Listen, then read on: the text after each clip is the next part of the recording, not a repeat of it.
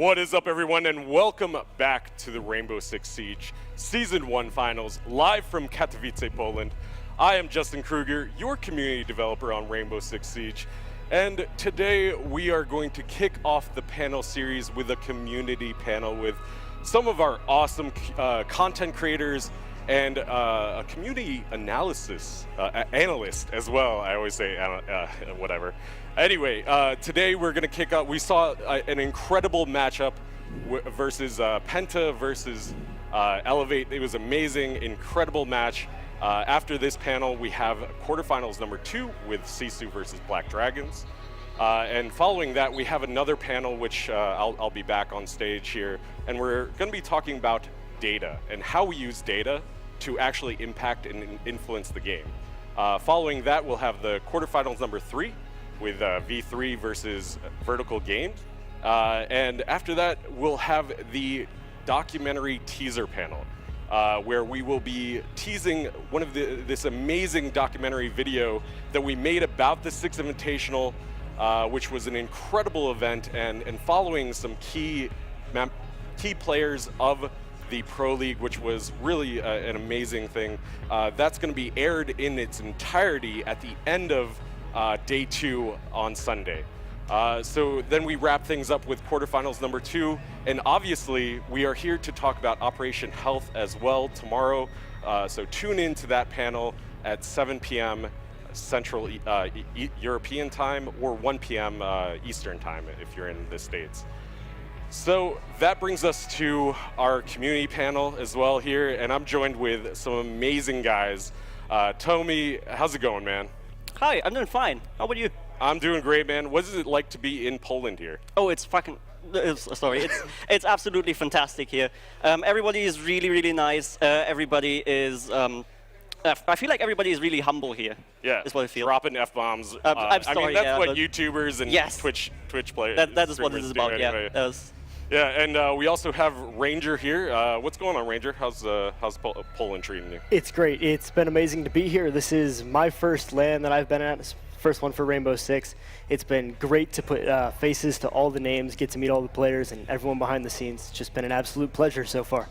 Nice, man. And you are our community analyst, and you've been following the Pro League for quite some time now, studying the statistics and really diving deep into the kind of like the numbers of the game. And tell us a little bit about how you got started in that.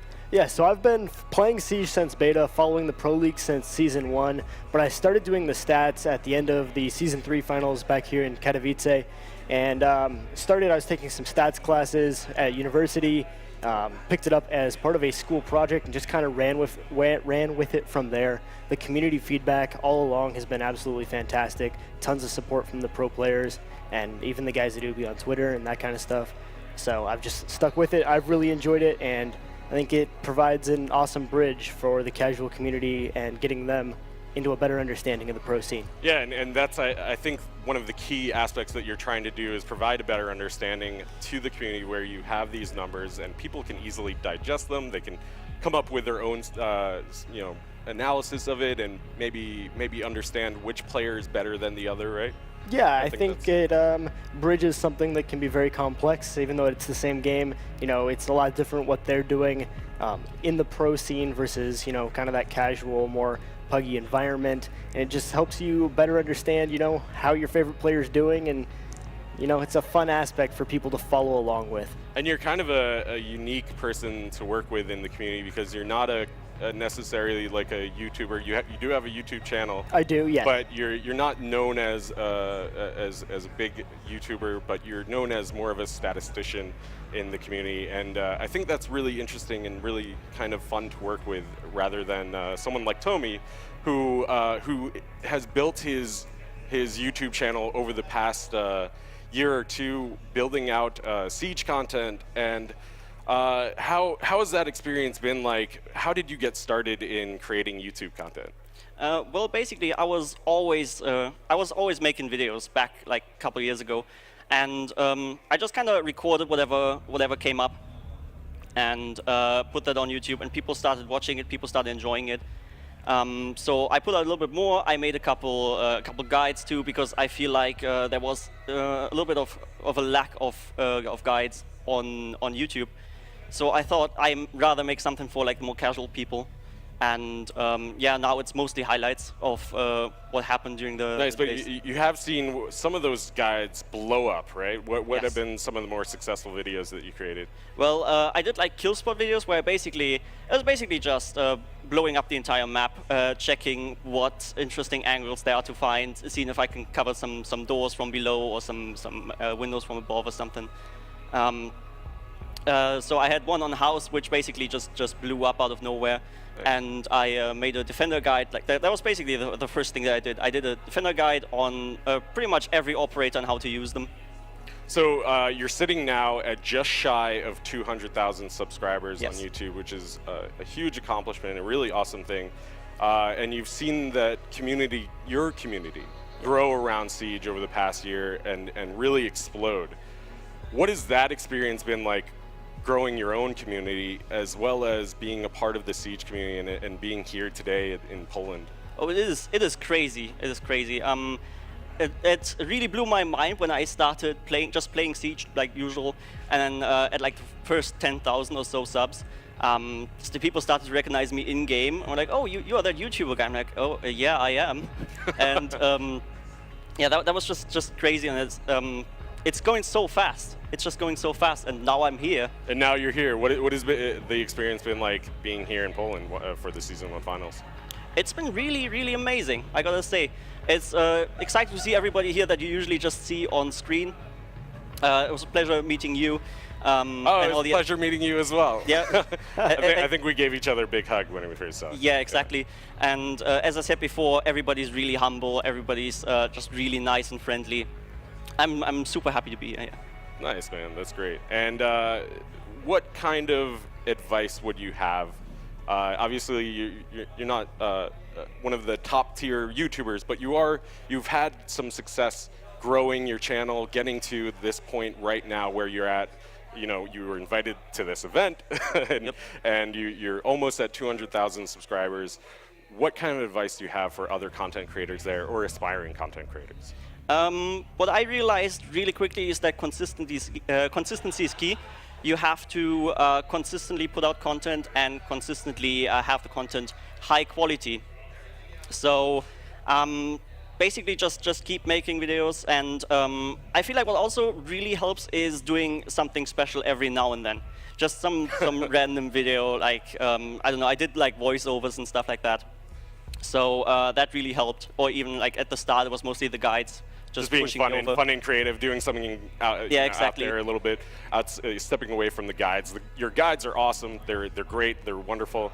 But I will say, the things that get tweeted at me the most are your videos, are your kind of more creative, fun videos. Yeah, I had one where I basically just recut everything that happened on the Tachanka buff reveal. And Yes.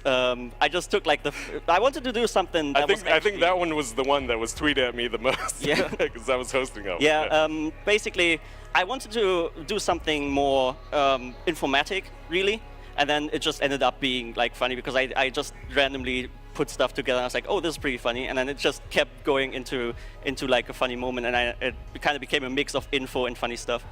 Or just every Tachanka cut together or something. Well, I think if you cut Tachanka voiceovers just over and over again, you'll come up with something kind of awesome. I mean, something's gonna something happen. blessed, maybe. Exactly. Yeah. Salute to Twitch chat.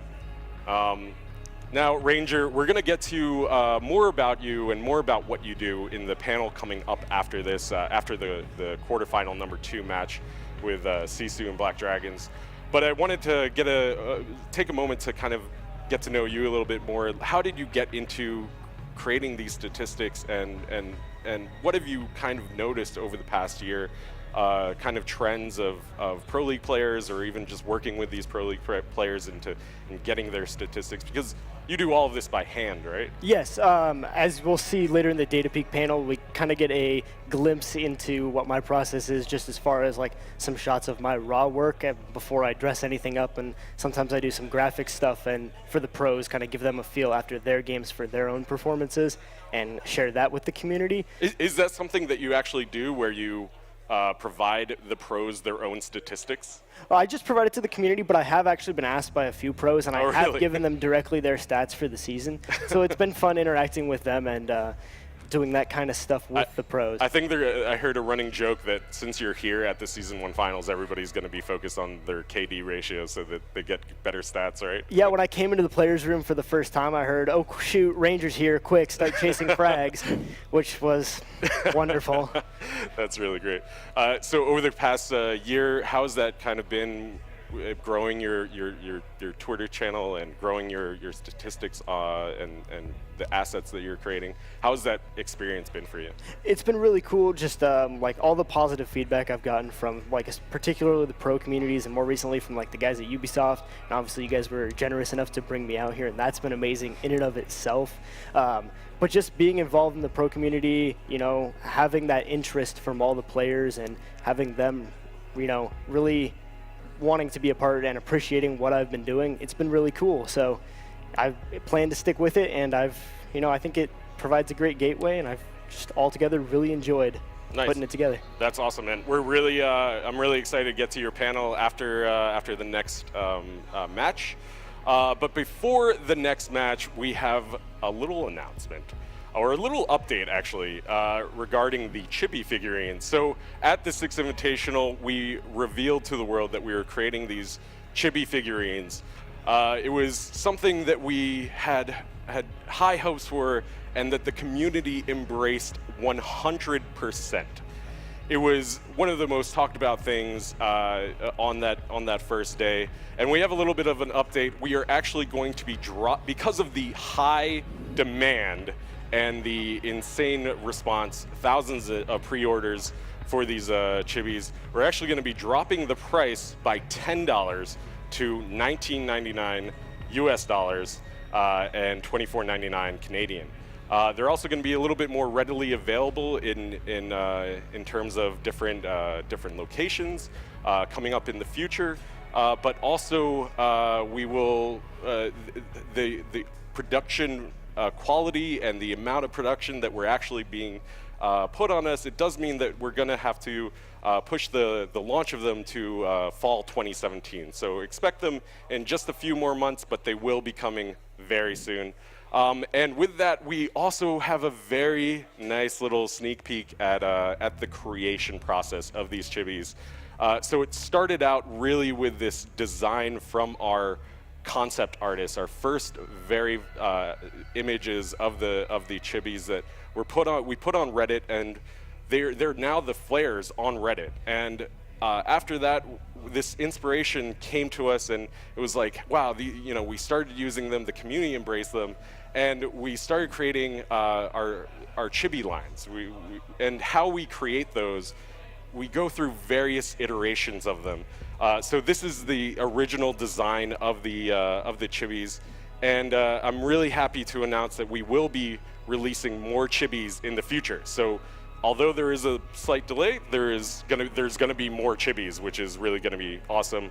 And we have our first reveal of our next chibi coming up, which is Habana.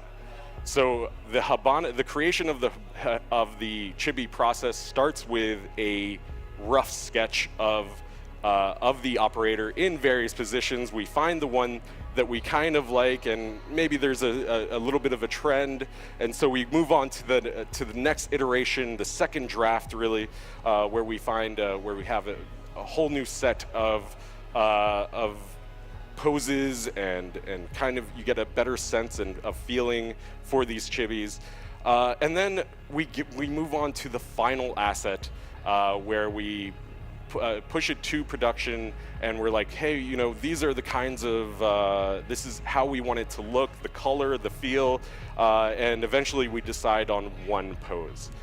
So Habana will be in our next lineup for Chibis after the first 5 will be released. And alongside Habana, we will also have one more operator that we will be revealing right now, which is Valkyrie. So the Valkyrie chibi is going to be released in the near future, and here you can see her sketches and her first draft of what we look at in terms of design for the chibis. And here you can see us trying different poses, seeing how she might look holding her gadgets, or playing different poses for her shotgun, her original pose with her flexing like that, which is really awesome. I love that. And then we of course go on to the final design of a Habana as well. They're the final 5 poses, which you can see the different coloration and how she might look if we did put her in different poses, and maybe even integrate her gadget in some way. So this whole process is really fun, and we're really excited to bring you guys chibis finally in the future, coming up soon. What do you guys think of those chibis? I think they look pretty cool. I think Habana's is pretty awesome with the X-Kairos launcher there. Yeah, it looks pretty nice, right? Pretty fun. Yeah. What do you think, Tommy? Yeah, they look amazing. They're really cute. I feel like this is just something you can put on your desk. Look at it. It's really nice. I can't wait to just have them all lined up on my desk and Yes. have like an army of chibis. Like, I'm so excited. For more information regarding the chibis, you can go to the UB Workshop Twitter and Facebook pages and website, ubworkshop.com. To find out more about these. I believe right now the website is only available in Canada and North America, but it will be opening up to other regions soon. With that concludes the panel. Thank you guys so much for joining me today. Tommy, Ranger, thank you guys so much. Ranger, you'll be back at the panel after this match. Yes. But any last words, any final things you guys want to say about this event or being here? I just really want to thank you guys for inviting me over. Again, it's an absolute pleasure to be here. It's been fantastic. This is a really cool experience. Cool.